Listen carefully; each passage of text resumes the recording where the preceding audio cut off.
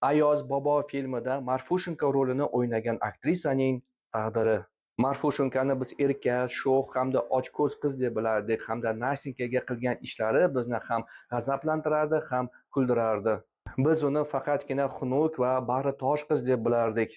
Ammo ushbu rol orqali kino tarixida eng buyuk va eng go'zal kino aktrisasi kashf etilgan.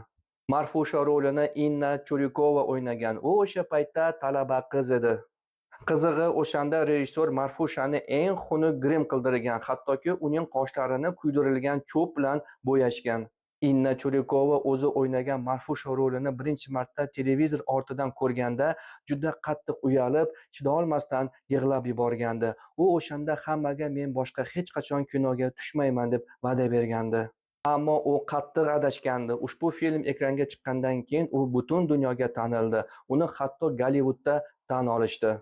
U kinoda va teatrda yuzlab murakkab va dramatik rollarni ijro etib, haqiqiy san'at qirolichasiga aylandi. Inna Churyukova o'z muhabbatini erta uchratadi. Taniqli rejissyor Gleb Panfilov uni kinoda rol o'ynayotganini ko'rib sevib qoladi va o'zini kinosiga bosh rolga taklif qiladi.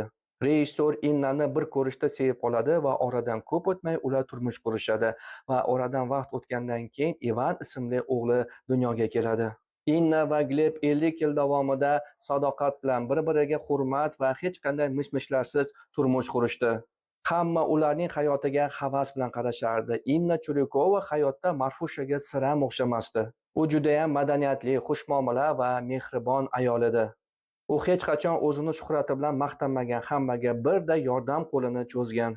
Inna Churyukova 2023-yil yanvar oyida shifoxonada yuragi urishdan to'xtaganligi uchun bu dunyoni tark etdi.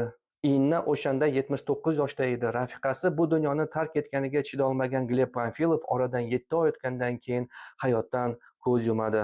Ular uzoq va baxtli hayot kechirishdi. Xuddi ertaklardagidek, bir kunda bo'lmasa-da, ular bir yilda vafot etishdi. Marfusha, bolalikdagi shirin xotiralar uchun rahmat.